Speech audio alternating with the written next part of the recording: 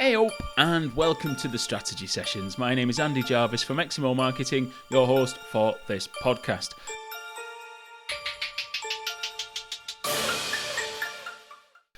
Thank you for coming along today for episode 11. What's episode 11 about? Cue the voiceover guy. The clocks have gone back. It's getting darker. Halloween is just around the corner. It must be influencer season. So you see like influenza, like flu season coming up because it's cold and dark, so influencer season. Doesn't matter. The terrible title, but all the episodes have got terrible titles, so let's not worry about that too much. Yes, influencer season. We're talking influencer marketing today with one of the best agency owners in the country who knows more about influencer marketing than most of us have forgotten. Influencer marketing is one of those areas, right? It's an area that firstly everybody thinks they can do, and secondly everyone thinks, probably mistakenly, it's just teenage girls buying makeup because a celebrity said they should buy it. There is much more to the industry than that. It's a $15-ish billion a year industry. Figures vary. It's obviously quite new, but it is a newish part of the marketing world. Celebrity endorsements have been around for years, but this is slightly different as the fact it opens up to a wider bunch of people who are going to endorse and promote products in return for payment to their social followers. It's an industry that is in the process of growing up. The ASA Guidelines, Advertising Standards Authority in the UK, and others around Europe are doing a job of trying to police it. And also, there's people like today's guest who are trying to put some structure around it and give it a little bit more credibility. There's a union for influencers already starting to help get away from shady practices that agencies and brands sometimes operate with. And, you know, it's a real new emerging part of marketing, but not really that new and not really that emerging. It's just something that is probably being standardized and codified over time. So there's no TOPTIP today, and I can only apologize for that, but we'll be back with top tips fairly soon. But rather than that, we're just going to get in today to talk to Sedge Beswick, who is the MD of Scene Connect. Let's just get into that now. Marketing. Sedge, welcome to the show. Hello, thanks for having me. No, look, thank you for your time. Influencer marketing is one of those areas that I think everybody thinks they understand and everybody thinks they know, but I think it's possibly the most misunderstood area of marketing. What's your view on it? My background, I've always worked in social media, and I think it's a similar thing where because people had a Facebook account or because they had an Instagram account, they all think that they're pros. And I think with influencer marketing, because they, might follow someone who's done an ad before, they all think they can do it. So yeah, hopefully by the end of this session, everyone will realize it's a bit more complicated. And there is a bit of a science behind it when you do it the right way. But I am the first person to tell you there are a lot of people doing it the wrong way. Yeah, and I always like to talk about when things go wrong on this show because I think you learn a lot from mistakes. So what are the common things you see that people make a right mess of when they start approaching influencer marketing? Yeah, so I think, there's a lot. So one would be that people tend to just gift, 500 people and they'll hope that it'll stick and they'll hope one or two will post about it the right way. And less is absolutely more, and really choosing the absolute right people that are aligned to your business and to your brand. There's so many beauty brands out there that send every single color of their foundation to every single influencer. Like, let's talk about the waste there, but also do 50% of those people and make sure you understand their shade and send them product that they can actually use. Mm-hmm. There's also stuff around the ASA guidelines and people that just don't make any effort to understand it or to know it or to bother to get under the skin of it. And I think that can really be quite damaging for the wider industry within the influencer space. Then there's stuff around like, it is the Wild West. People don't know what to charge. They don't know what they should be charging. So then you get all the fun when you get a brand that goes to someone and they just say yes without any negotiation. And then that person thinks that is their market rate, and they could have been paid, sometimes 50, 60% over what they should have been paid beforehand. Mm-hmm. So yeah, I could go on all day, but there's a lot of little things, and then there's much larger, more complicated things where people kind of do keep making the same mistakes within the influencer space. Great. So I want to come back to the ASA stuff in a little bit. We had Zaid Al-Kassab, who's the CMO of Channel 4 on the podcast a couple of shows ago. He also sits on the ASA Council. So we didn't really get into influencer marketing, but I've got a lot of time for the ASA. But I do think they might be a little bit muddled in some of their regulations and guidance. But we'll come back to that later. But what I want to talk about first is your agency, which is Scene Connect, takes a very different approach to influencer marketing. The couple of things I liked when I looked on your website was the house rules, first of all. The 3 house rules. Do you want to explain what they are and why you thought these are going on the homepage for everybody to see? Yeah, I mean, they're on the homepage, they're on our social, they're on our decks. Our house rules are very much around, so the first one is it's not about how much you pay, but it's about how much you care.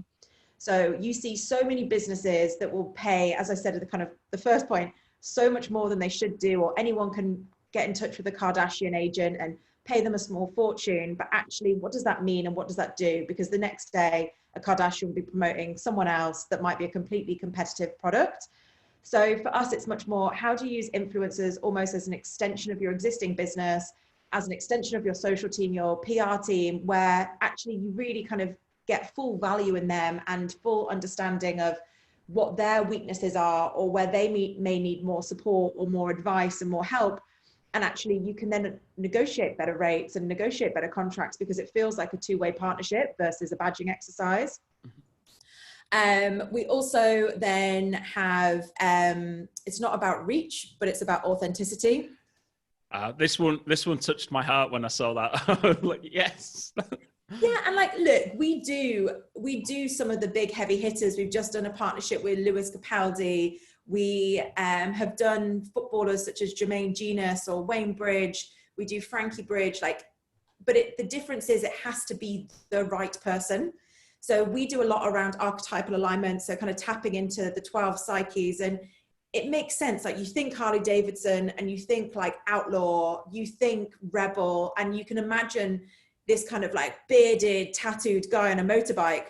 But actually, there's businesses that have that really defined archetypal alignment to their product and their service, but then they'll, put a Kardashian on a Harley Davidson and hope that it'll sell. I mean, I did not mean to make this a Kardashian slated session. That's fine. The TV show's finished, and I am of a generation where I will proudly say never seen one. But that's okay. That's all right. That's just an age thing. I actually haven't seen it, and I feel like I probably should have with my job, but I just can't. Yeah, I'm with you. So yeah, really making sure that you use the right people, the right personalities for your brand. Again, thinking about that badging exercise from a customer point of view, from a consumer point of view, it makes sense. So you don't see it and go, God, that's a bit awkward. Or, you've got the booty example, you've got someone's arse out in Ibiza, but holding some slimming product. And you're like, well, they're not walking around Ibiza showing people their slimming product and they look banging already. And then last, but by no means least, is content that tries to help versus content that tries to sell. So again, it's the same way. If you're kind of shoving a product in someone's face and going, buy this, try this, actually there's no education, there's no understanding around what it is and what that does. So one of my favorite geeky stats is that you have to see a piece of content 11.4 times before you convert. And actually that's where influencers play a brilliant part of like the education, the understanding, like, this is a pair of trainers, but for running, this is the length that you can go to whilst running in them. This is the warm-up exercises versus here's trainers, go and buy them. So yeah, just more helpful content, I'd say. Look, I've waited a number of episodes to have someone on the show who we can talk about Carl Gustav Jung and archetypes with. Now, I don't want to get too deep into the psychology of it, but it's it's early psychology principles that people were, and behave and take on these different archetypes. And it's interesting that you use that to help match your clients to brands and things like that. So what was behind that? It's a good question. I feel like so many years ago now. It's kind of something I think when I worked at ASOS, I was there for 5 years. ASOS's DNA was just crystal clear. You understood it, you knew exactly who we were talking to, and it worked. And we never talked about archetypes when we were at ASOS, but when I set the business, I was going in to meet a few different agencies and a few different brands even. I was really getting the sense of exactly who that persona is, who that brand is. But then when they were talking about the influencers that they worked with, it was just so ridiculous. Like I've been working with this brand ever since, but it's a fashion retailer. And they said, oh, don't worry about influencer marketing, Sedge, it doesn't work for us. And their customer was a parent living a busy life outside of London, juggling usually 2 jobs, usually 2 or 3 kids. And then they were paying people from like Made in Chelsea to promote their products. And I was like, all right, so you're telling me this person with a Chanel handbag walking around Chelsea, going to, you know, the bougiest places for dinner. Of course, that's not going to move the dial. Mm-hmm. So that's kind of when I was like, right, how do I explain this? Like, use someone else's logic just in case they don't believe me. And just really sell in the archetypal alignment. And yeah, when the team start, they go through quite an intense workshop from Joe, who heads up our celebrity and influencer division, around what that archetypal alignment means, what it looks like. And then sometimes we go into a brand like a Jack Daniels has a very clear and defined, these are our archetypes.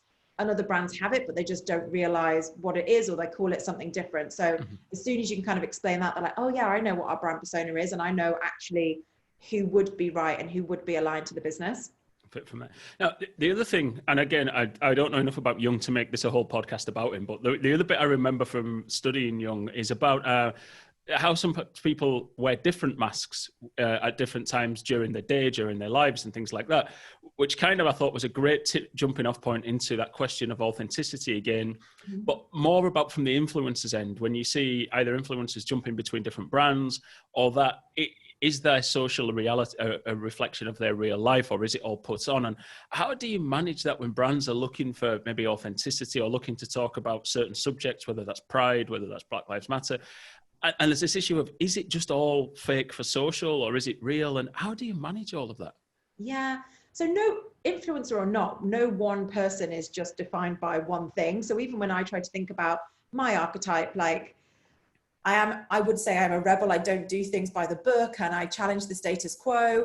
I would say that I kind of like tap into the jester side of things. So I never take things too seriously. But then equally, sometimes I have to go into a meeting and it might be with a huge bank and I have to put on a blow dry, put on a pair of stilettos and act like an adult. So you, again, like, that's not me being a fake person, but that's understanding the room and knowing how you have to play things and how you have to kind of dial different parts of your personality up or down. And I think even if you take, sorry, I'm going to say COVID already. I hate myself. COVID klaxon. I'd say I'd do a shot, but it's 12 o'clock, so that might not be the right way to start my day. But we, you know, the biggest influencer that everyone is now fully aware of is Joe Wicks. Mm-hmm. So the body coach, he became the nation's PE teacher. He's definitely going to get an OBE from the Queen. Like those things are a given. And he goes straight into the kind of hero category, because whilst everyone was thinking about and trying to adapt to this new world, he was at the forefront. He was doing his bit, not for himself, but to help other people. He then donated all of the ad revenue from YouTube to NHS charities. His businesses and what he's doing, he kind of slowed down and stopped. Whereas actually, you know, he is playing the long game, because he's now in bidding wars with different sporting giants for him to be the face of their brands. He has got his partnership with Gusto. He's talking to Tesco about having his own food range. So they're three immediate, different and conflicting brands, but actually it makes sense when you understand him and the fact he is a family man and he's got his 2 kids and he has, you know, talked about his past and things that have gone on to define who he is. And again, it makes that person far more relatable. Like, I'm a Nike diehard through and through, but that doesn't mean that, you know, I'm not wearing head to toe Nike. Actually, I am. My socks are Nike. And you've got Michael Jordan behind you as well. Oh, yeah. Fair point. So, yeah, maybe I should have chosen a different example. But you mix things up. And I think, again, when, you know, a Nike use Virgil and Off-White collaborations, but Virgil's really good mates with Kanye and wears Adidas. Like, that's just, the world has kind of evolved and changed, and people do use different brands and different partnerships for different things. So when you're going through your process, which is the other thing I love from your website, strategy first. It's the Strategy Sessions podcast. That's what I do in marketing, is the strategy element. So how difficult can that be when you're talking to clients to get them to stop already thinking of the execution and get the strategy on the page first? Oh, that's a brilliant question. It varies quite dramatically. Actually, the bigger you go in terms of a client and a spend, actually, the more they want to have their strategy in a really robust place. And usually around October, November time, that's when they're like, right, let's stop, let's analyze, let's get that strategy in order. And then that new strategy will kick off from January. And we like, you know this, but your strategy that you write 5 years later, it's just 5 minutes later, it's often pointless and completely outdated. So those brands that are really interested in constantly evolving that, looking at that, are the ones that we do see the best results with, because they don't stand still. Yeah, no, it's. I think that's right. That the companies, and sometimes I think I find a lot of companies know what their strategy is. They don't necessarily have it organized in some sort of way, but you can talk to them about it. And other companies that, yeah, you're right, the bigger you get, the more it's, look, this is what we're trying to achieve and this is where we're trying to go. Yeah. So that takes me into then right at the other end, when you're trying to measure success of campaigns, do you always try and tie it back to what those strategic objectives were? Because you talked about, it's not just about reach is an important thing. And I actually think that's also a good, like, again, one of your earlier questions, like what is one of the biggest mistakes people make in influence marketing is they jump into that execution and then they finish and go, oh, that wasn't quite right, or that didn't do what I wanted to do. And when I go in and I work with brands that have worked with influencers in the past, either in-house or agency, I'm like, cool, what did you want to do? What did you set out to achieve? And they're like, well, we wanted to work with influencers. I'm like, yeah, but that's not an objective. It can be an objective and you succeeded. Well done. Why aren't you doing this again? You know? Exactly. So, and actually, I think there's different things that influencers can do. And one is, social media is 24/7 graft. It is hard work. If you are the social media manager, social media executive, you're expected to make all this content. You need to do video. You need to be a wordsmith. You need to be in the numbers to understand what's working. You've got to be able to do TikTok, find the trends first. You've got to make YouTube. And actually, you're like, shit, often it's one person. And actually, influencers can play an amazing role at creating content for brands that align to their brand calendar, their trading calendar. And actually, sometimes it might just be that we want to be able to make a load of brilliant content, and that's okay. But know that that's the role and that's the purpose. You know, then we get into the fun stuff, which is, you know, we want to drive new customers through influencers. We want to drive awareness. We want the heavy hits and the sales. But again, unless you set that out at the start, you don't know what success looks like or what success actually is. And I think I've kind of forgotten the question slightly here. Don't worry, it was a great answer, whatever the question was. Right. I want to, that also makes me want to talk about the funnel as well, because you can use influencer marketing from awareness all the way down through to action. But do you have a view of where it works best in the funnel? It totally varies based on the vertical that you are in. Mm-hmm. So for example, we have done stuff within automotive before. I never go into a room and say like, hey mate, I can sell 10,000 cars from your forecourt in Wolverhampton tomorrow. Let's just get this one influencer to drive around looking cute in a car. Not going to happen. So from an automotive perspective, mass awareness, but also some of those like weird things that you just never think of with a car or never comes up in a conversation in a forecourt. The influencers can articulate that and explain it in a way that is like real to their world. And that's where that kind of helps and plays a role. Whereas when it gets into like e-com, fashion, you can do far more specifically based on this influencer. And sometimes it could be the influencer will drive an increase in your following and you can retarget them. But other people will, you know, drive. There's a retailer that we worked with and Holly Willoughby sold 150 units per SKU on average of 43 minutes. Like that's the granular level of detail that you can go into. Mm-hmm.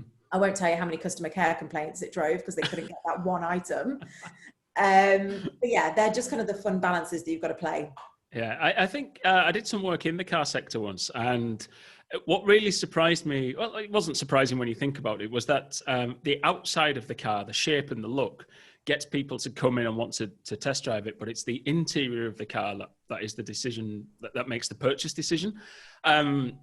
And then when you look at most car advertising is all about the outside of the car. And sort of trying to work my way through their funnel process of, okay, so that's to capture them, to get them in, but not to convert the sale. And I couldn't quite get my head around why they did some things in certain ways. But I do think influencer, never considered it for that sort of sector, but would be really useful. Is that how they... Most of the stuff that we've done is around the interior. Mm-hmm. Yeah, so it's like understanding what's inside or the functions where you can press a different button and different, like, you know, my other half will happily listen to Robbie Williams, but I'm all about the Metallica. So we've got these two extreme worlds and you can have your settings. You jump into the car and it knows which playlist to play. Like you're never going to be able to do that from driving through town and seeing the outside. So it's, selling in the perks and the small details of the car to get them across. Is your other half going to forgive you for outing them on a podcast that they're massive Robbie Williams fans. I mean, it's not 1999 anymore. Probably not. No. Oh, well, it's been lovely knowing you. Right, let's talk about some great examples of influencer marketing, because I don't just want to be negative. I could talk about the negatives of this all day. Lots of people, probably older marketers, certainly those that sort of 40 and upwards, are a bit down on influencer marketing. Oh, it's just teenage girls selling makeup to teenage girls. But there's more to it than that. Talk us through a couple of campaigns you've worked on. Maybe give us an example of something that's really kind of big hitting, but also something that maybe people wouldn't necessarily expect influencer marketing would work for. Yeah, okay. So, I mean, one of the ones we've just done, I mentioned Lewis Capaldi before.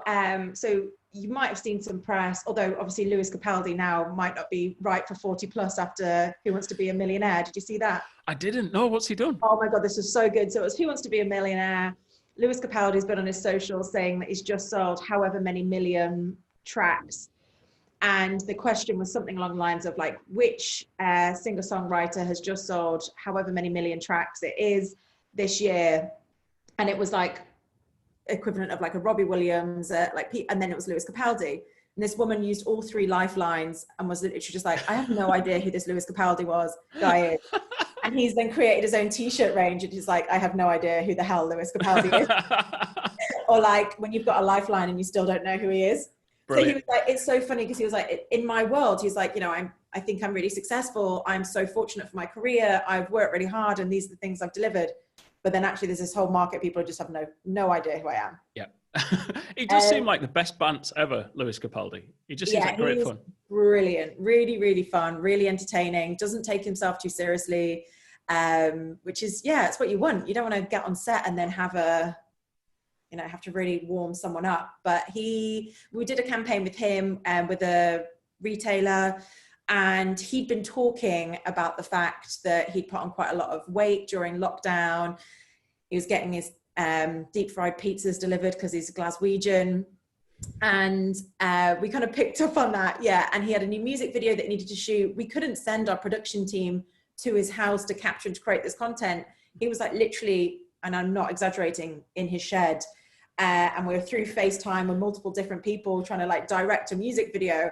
And that for me was brilliant because I think the total was like 17 million people listened in a week or tuned in.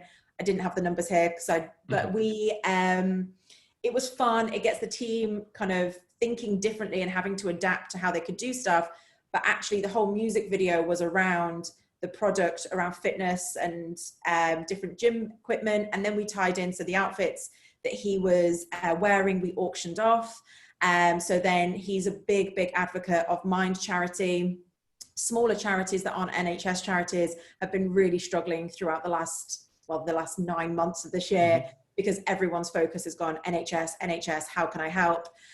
So again, it meant he could give back whilst not even leaving his shed.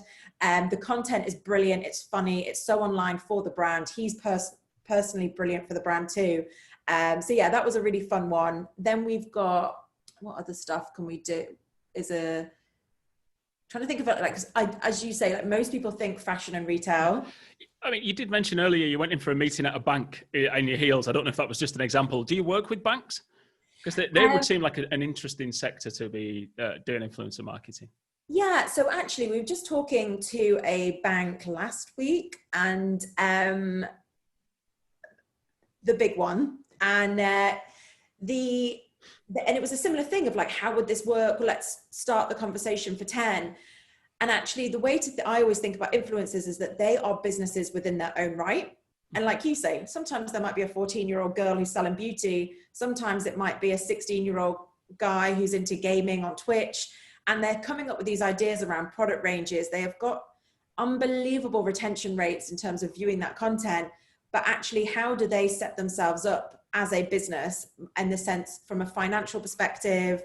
They might want to make investments in other businesses. And that's where I think banks actually can do a hell of a lot more to support, educate. And again, going back to the kind of rule book that we have, but it's not about how much you pay, it's about how much you care. So how do you support them to make better investments, to save their money more? Because I know 14-year-old me was absolutely not saving the money because I wasn't making money.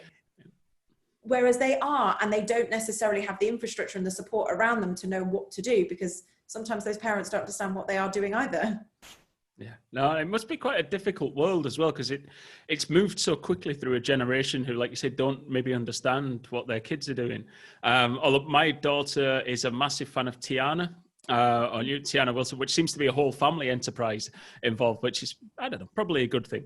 But with the influencers getting involved in, say, whether it's banks or wherever, is there always a worry about a backlash from people either thinking it's not a good fit, or from reputational issues, such as an influencer goes off and does something not particularly great? How does that sort of factor into the conversations you have? I think that's one of the brand's biggest concerns normally is, well, if that person's making that content and they're sitting over here doing it, what happens if? So we always would have a morality clause in our contracts, which basically advises the talent of, if you are in this situation, these are the parameters to which you need to work in. You know, don't slag off the brand, but equally give a clear review and an honest review. So actually, if you're not sure, this isn't the partnership or right for you. And we've got a job to do to like educate and make sure that the brands understand what that morality clause means. But equally, unless it is a risque brand or a brand that is slightly controversial, we're not going to put someone forward for a Nike campaign that actually, you know, they're a massive, I can't think of something that I think is politically correct right now, but has done things in the past that they are still doing that might have a negative implication on the brand. So that's our role, to make sure that not only are they the right people in terms of brand fit, but there shouldn't be any risk. And then the stress and the panic from us comes of like, no, we've told you they will post on XYZ days. Then that's for us to stress and to make sure that that content is delivered on time, versus, you know, when you speak to brands, they're like, well, I asked this person to post in September and it's now October and I paid them, they've still not done it. We're like, well, what actually measures did you have in place to make sure that that was really clear and you were helping them to kind of deliver against that too? Yeah, it seems that the best brands who do this, the brands who do this the best, treat it like every other area of the business. You know, like you pay on delivery in a lot of the time rather than paying in advance. And just those basics seems to be missing sometimes. I think when stuff's new, people forget the basics should still apply. And I also think with influencers, it's often that, like for me, it's part of the marketing mix. It is well and truly there. It should be in the same documentation when you're planning your Christmas campaigns, your 2021 activation. Whereas it is often like an afterthought and right, I've managed to scrape together this budget, but it needs to go together here. Like last year, we received a Black Friday brief for influencers on Black Friday. And you're like, huh? Let me just see if I can find my magic wand over here. No. Exactly. And that's where mistakes or errors will happen, because you're just not giving the right amount of time to make sure that it's executed and delivered properly. Yeah. And you mentioned about stuff being delivered on certain dates and certain times. We've had quite an interesting summer with COVID, but also things like Black Lives Matter. So the Blackout Tuesday, when things started taking over social media that way.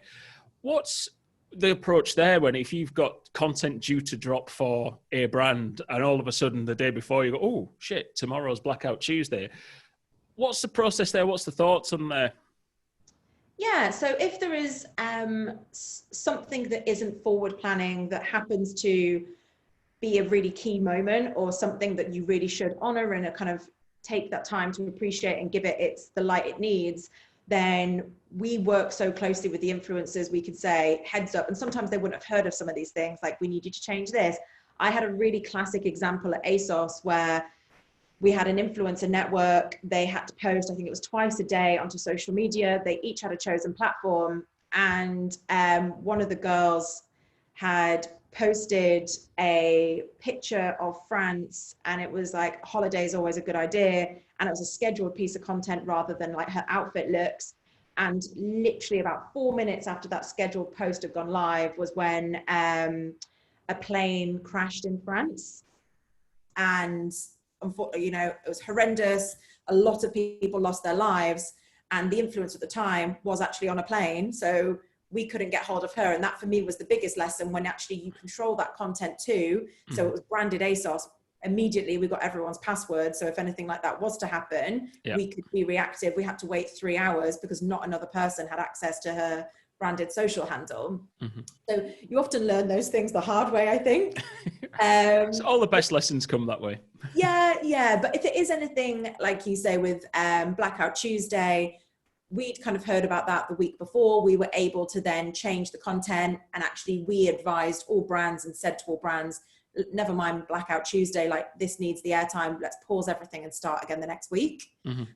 So yeah, we can kind of work with the brands that way to educate them, but also to support the influencer too. Okay. So influencer marketing into ASA guidelines. We said earlier on, we'd talk about them a little bit. I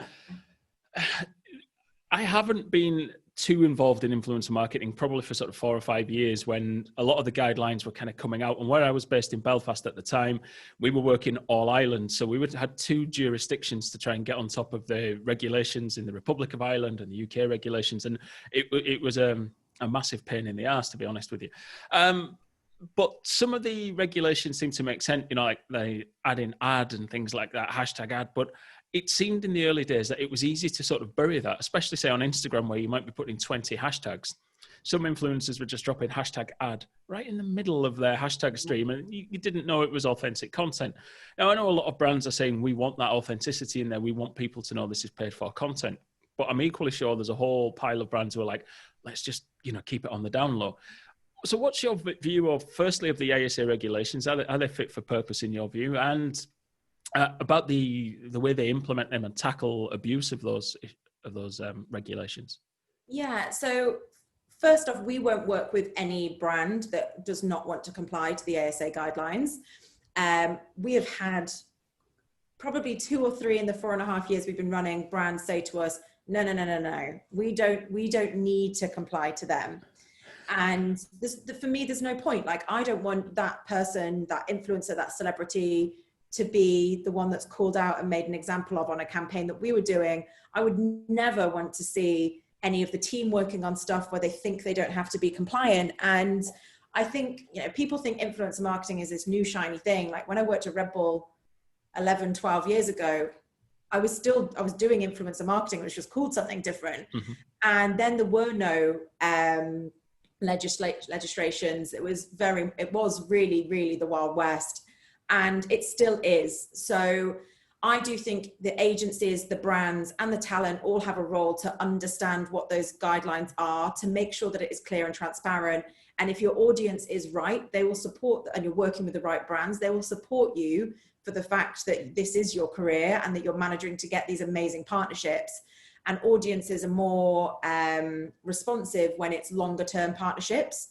So again, one of your earlier points was, you might work with brand X on a Monday, brand Y on a Tuesday, and then it feels a bit gross and it just feels like you're in it for the cash versus the kind of supporting, the educating. So, that's why brands will do 3 months, 6 months, 12-month contracts. And the audience goes, well, we know you don't say yes to absolutely everything because you've that brand's been your staple, your hero brand. And we know that content still works and still resonates, and you kind of get used to it being as part of their content plan. But yeah, and then I think, platforms like Instagram, I think, are leading the way with the paid for partnership tag. So it isn't something that you can hide and bury, 19 of 20 hashtags. It's super, super clear at the top. But equally, if an influencer is trying to fake ads and say that they're working with brands when they're not, to appeal to other brands, that paid for partnership tag can just be like, nah, denied, you're out. Yeah, and work that way. So, no, brilliant. Well, I want to talk about you for a bit as well, because you've mentioned, obviously, you worked at Red Bull, you worked at ASOS, and you've been running Scene for 4 or 5 years now? Yeah, 4.5. 4.5, 5 years. How many people are at Scene? What sort of size of agency is it now? So full-time team is 21, and then we've got quite a lot of freelancers for specialist stuff that we bring in and out for different activations. Yeah. So how do you manage that process of, you started an agency, you love what you do, you can see your passion for it, but now you're also responsible for training and development of 21 people, quarterly reviews and things like that. Which bits do you really love and which bits are you thinking, oh, yeah, I didn't sign up for this? Do you know, the funny thing, the stuff that I loved at ASOS, and I was there for 5 years, is now the stuff that I really don't enjoy this side of the fence. Right. And it's really weird. I used to love my one-to-ones with my team and really understanding where they wanted to get to as their end goal. And I probably spent far too much time at ASOS doing that. And I still obviously enjoy it, but I've got a really senior, like 4 directors that are responsible for kind of the team management, making sure that they're happy, making sure that they've kind of got everything that they want and that they need. Because that's the stuff I usually at 1 o'clock in the morning wake up and go, shit, I forgot to get that one-to-one in, or I forgot to reorganize that meeting. And there's almost too many things to juggle sometimes. But yeah, the stuff, I love the developing the accounts, which is something I'd never done before. I weirdly love selling, which is something I did not realize that I could do. And then my big thing is like, what's next, and constantly trying to think ahead. So whilst we're influencer marketing agency, we've got a podcast production arm, we've got a content production arm. On 1st of December, we'll fully have our paid model set up. And it's, for me, just doing a kind of, here's a pair of trainers, post about it, would not keep me excited. So it's kind of constantly thinking about how we can make sure that our clients innovate the space. And did the agency start that way, or did you start with influencer marketing and we'll do content production, or did you just start with we'll connect you to the influencers and develop? What's been the sort of evolution of the agency? Yeah, well, the agency was a happy accident, for one. I didn't really know what I was doing when I kind of started. And my whole thing was my experience is all brand side. That is what I know and what I love. And for me, it was, how do we kind of almost make sure brands understand that there is an ROI that you can attribute to influencer marketing when you do it the right way. So that was kind of the sell as we were going in. And it started off more like campaign to campaign to campaign with different clients. And then that's where I was like, oh, some of you don't have this strategy piece locked down. Let's take it back a step. And then it kind of evolved into the different areas of production and stuff too. Okay. And which bits do you enjoy now? So is the production bit the exciting bit now, or do you still get sort of switched on by doing all the strategy with the clients? I love a strategy, and I always find it quite surprising and quite interesting where different businesses are at. So because I was at ASOS and we were watertight on our strategies and the processes around strategy, I just assumed every business would be the same. I was 27 when I set up the agency. I wouldn't have a business if everybody was tight on strategy. Yeah, but I literally was like 27, set this agency, went into the first meeting, and they didn't even have a content strategy, a social strategy, a PR strategy. And then there was me going, oh my God, let's have an influencer strategy over here, and then a celebrity strategy. And they were like, whoa, let's take it back a step and like work out what our marketing strategy is. So, and that bit I find quite fun, quite interesting, just seeing the different stages where different businesses are at. The shoots are always exciting. I don't really go on set much, but I get the kind of adrenaline rush from when you see that content. So you've been in those meetings, you've workshopped them, you found out what those brands want, and then you see the end product and you're like, yeah, that was great. Talk to me as well about the way you tier influencers. So you've got everything from big name celebrities, you mentioned a couple of them, down to, I can't remember the name you used for the sort of the entry level.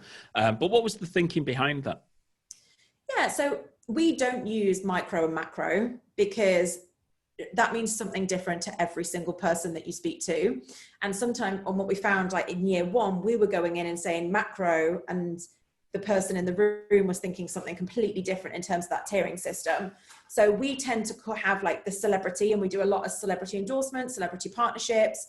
And then we've got established all the way through to early, which is like a nano, traditionally like a 2,000 to 10,000 follower. Mm-hmm. And they all play a completely different role. So when we kind of work with those brands, we're pulling those strategies together. Once we know those budgets, that's when we will say, actually, you retailer need every single one of these tiers ticked and turned on, but they all do something different. Whereas actually, we work with Tommy Tippy, which is we said you've got kids, so you know Tommy Tippy. Yep. But it's a parenting brand, from meal prep through to nappy bins. And actually what works for them is driving that new customer straight through to their site. And that is the celebrity heavy hitters that you can literally have, like a Mrs. Hinch going, oh my God, this just saved my life. Or a Gemma Atkinson saying, I bought 3 perfect preps because I have one upstairs, one downstairs, and one at my mom's. Mm-hmm. And it's those real stories that make people go, oh, that makes so much sense. I'm going to do that and make myself have an easier life. Yeah, that makes a lot of sense. But how often do you get people sitting you down going, oh, well, can I be an influencer? Or how do I become an influencer? Does that happen a lot? Do you get people emailing you with that sort of question? Or have I just misread that? Does nobody ever come to you and go, I want to be an influencer? How does that happen? Honestly, if I had £1 for every time everyone asked, I wouldn't need the agency anymore. It's one of those questions of like, I've got to ask it, but surely nobody embarrasses themselves that much by asking it. But no, people do all the time then. We do. There's a different degree. So we get a few different emails from people that come through our site, and that's fine. And often some people might have a really interesting niche that hasn't really become a thing yet. And they're interesting for us to work with those people early on and support and mentor them. But the worst is when you're at a dinner party and you're like, it's Friday, it's 9 p.m, I've had a few glasses of wine, and, you know, such and such's other half is saying to me, you know, I've got 4,000 Instagram followers and I want to get to 5,000 by the end of the night. Can you help me? And there's only so many times you can be polite in those situations. And I really must, my dad calls it my grin fuck face. Because I'm smiling and literally going, fuck off. I hope you can swear on this podcast. Absolutely. It's encouraged. Absolutely. But it is that, like, it must be once every 2 weeks, I'll be at a drink or I'll be at dinner, and obviously pre this live, and someone will always say to me, can you help? What do you think of this caption? Do you like this image? You're going to have to start telling people that you're a mass murderer or a politician or something horrific like that, just so they don't ask you any questions. What do you do? I murder people in my spare time. Oh, well, that's lovely. Just anything for a quiet life. Sounds horrific. So note to self, never start an influencer marketing agency. I don't think I can cope with that. But you're also an author as well. So you should just tell people you're an author. Tell us about the 2 books you've written. My favorite title is 140 Twitter lols. And Make Instagram Your Business. What took you to writing books? So the first book, 140 Twitter lols, I wrote in my 3rd year at ASOS. It makes it sound like I was at school. But ASOS was going through a few profit warnings. Rightly or wrongly, I just love working and I love being busy. And that is what kind of interests and excites me. And then ASOS having profit warnings when there were like 64 different accounts that I was running at that time, and everything kind of slowed down. And I do a lot of lecturing at universities. And at the time it was very much everyone wanted to be Twitter famous.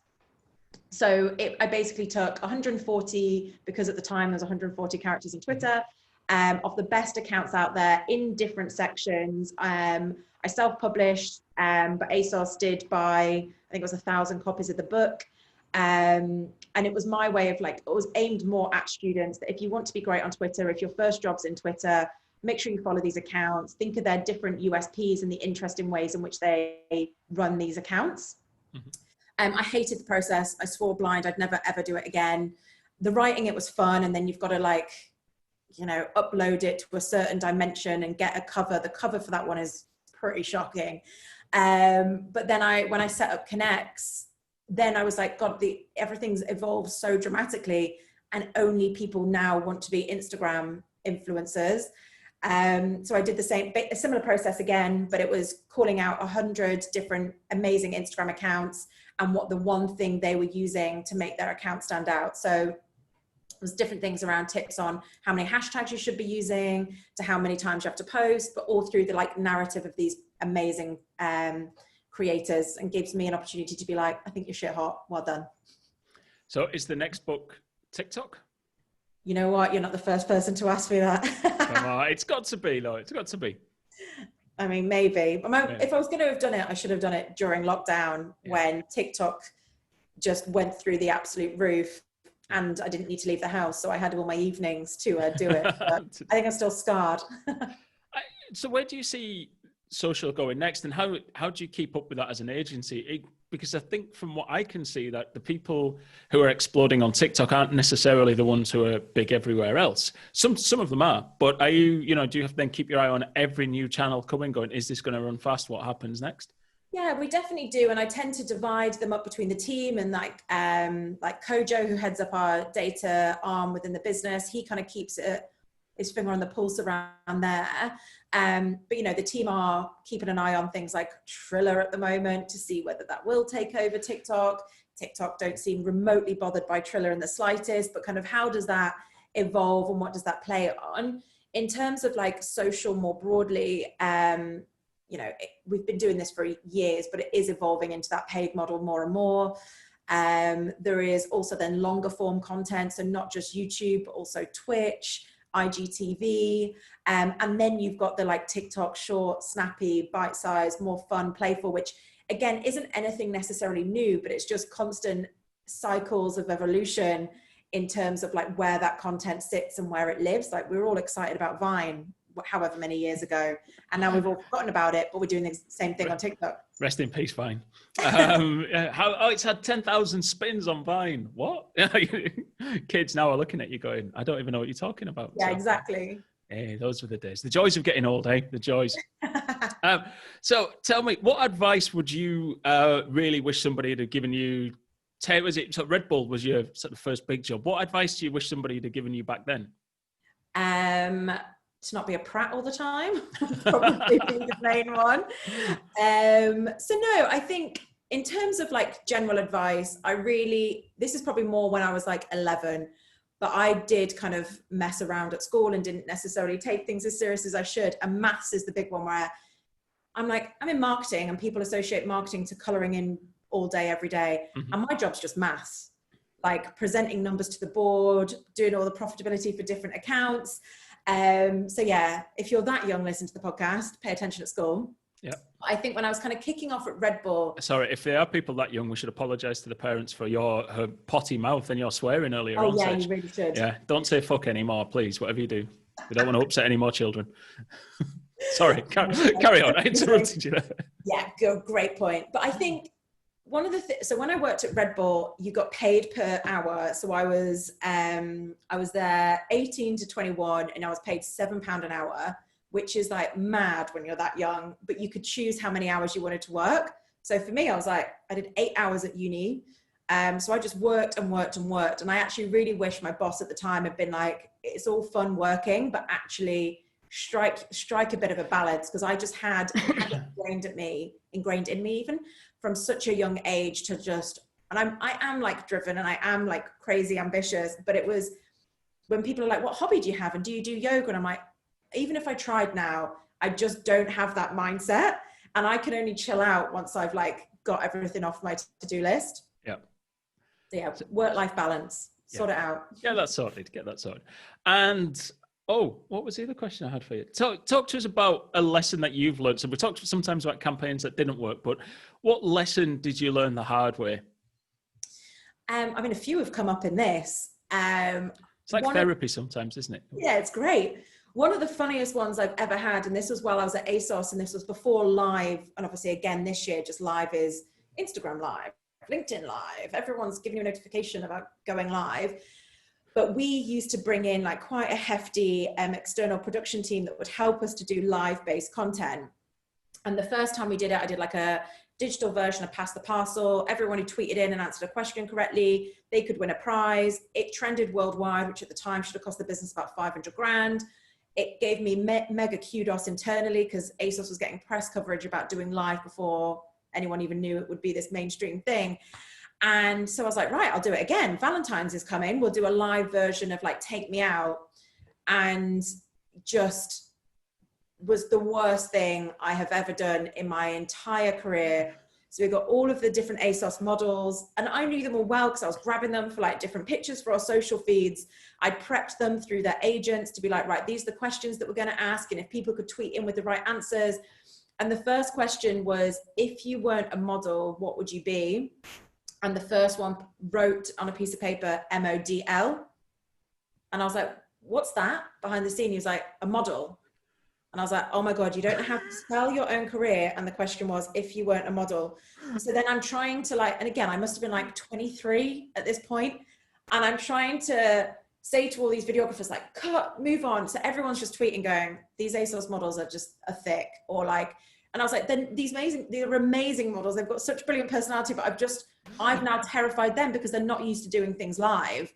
And then just everything that could have possibly gone wrong went wrong. One girl went to do like this little dance and an ASOS dress ripped across her ass. And it was just, and in the end, we'd been running for about 24 minutes. There was probably 3 competition entries and everything else was just like basically abusing me indirectly. And then like the next day I had to go in with like my tail between my legs to the board, and who were all tuning in because I'd made such this like amazing song and dance about how brilliant it was, and be like, cool, I didn't get this right. But my theory is always, when you don't get things right, you learn so much more than you do when things go to plan. Yeah. So I've never done that again.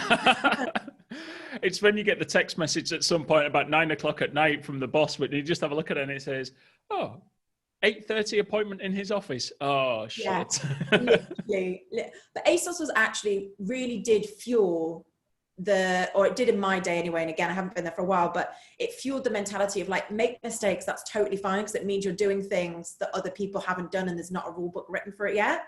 And it's a really good mentality to instill in people at a young age, because it does make you far more ambitious, creative, to just kind of see what you end up with and what happens. Brilliant. Right. Last question is always the same to everybody. What question were you expecting me to ask that I haven't? So you know what? I listened to a few of your podcasts and I knew this was going to be a question. And then I was like, right, what do I think I'll get asked that you haven't asked? And there's nothing that's really come to mind, which I know is a real cop-out from my side. But we've kind of covered what works, what doesn't, what's gone wrong, ASA guidelines.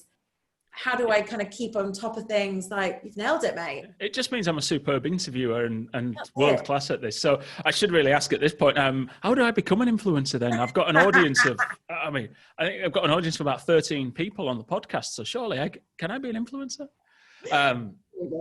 Excellent. I have to be filled with wine to tell you the answer. Does it end in off? Yes, probably. Right. If anybody wants to connect with you on social media, please, if you do connect with Sedge on social media, do not ask her if you can be an influencer. You know what the answer is. Fuck off. So how do people connect with you? What's your preferred social channel, and how do they find you on that? Instagram or LinkedIn, and I'm Sedge Beswick on everything. And Sedge is hedge with an S. There you go. You've done that one before as well. And the website of Scene Connects? Is scenconnects.com. So SEEN connects. Excellent. Sedge, thank you very much for your time. It's been brilliant. I wish everyone who I interviewed was as easy to get hold of and confirm as you, did the homework as quickly as they did, and was as much fun to interview. So thank you very much for your time. And good luck with everything. Thank you so much for having me. It's been fun. Right. So when I say Sedge knows what she's talking about with influencer marketing, she really does. And you can tell I really enjoyed that interview as well. If you haven't seen the eBay and Lewis Capaldi collaboration that was kind of hinted at during that interview, since then it's won an award. You may have seen it anyway because it was seen by millions of people in the UK. But if not, go and have a look for it. Lewis Capaldi's brilliant and carries it really, really well. eBay played their role perfectly, and it's just all brilliantly put together. So please do have a look. What can we take from what we spoke to Sedge about? Firstly, strategy before everything. I think the old phrase is tactics before strategy is the noise before defeat. It's a military phrase, hundreds, possibly thousands of years old, but still is really relevant today. Get your strategy right first before you start getting into tactics. Seems that it's not just the small companies, but also bigger companies that can get that wrong with influencer marketing. And then also measure the return on the investment based on what that strategy is, not on some spurious vanity metrics or something like that. So really important. I loved Sedge's honesty about the stuff that's gone wrong and stuff that has gone wrong, but really important, it's probably the motto of this show, is learn from your mistakes. Everyone who's been on spoke really eloquently, openly and engagingly about about cock-ups they've made, basically. And what they've learned from it and how they've tried to bring that ethos into what they do now. So that's a really important takeaway. I think one of the other key takeaways from it, for me at least, was never, ever, ever, ever at a party approach somebody who's in influencer marketing and ask them to read a caption, look at your Instagram feed, or just say, hey, how can I become an influencer? Because by doing that, you're making yourself look an arse, and you're not the first person to ask them that. If you were any good at social, they'd have probably picked you up as an influencer by now anyway, so just stop it, give it a miss. What did you think? Let me know. LinkedIn and Twitter probably the easiest places to find me, although you will find me on Facebook and Instagram or wherever you're listening to and watching this. I'm at Andi Jarvis, ANDIJARVIS, pretty much everywhere. We'll be back in 2 weeks' time with another podcast for you. Until then, thank you.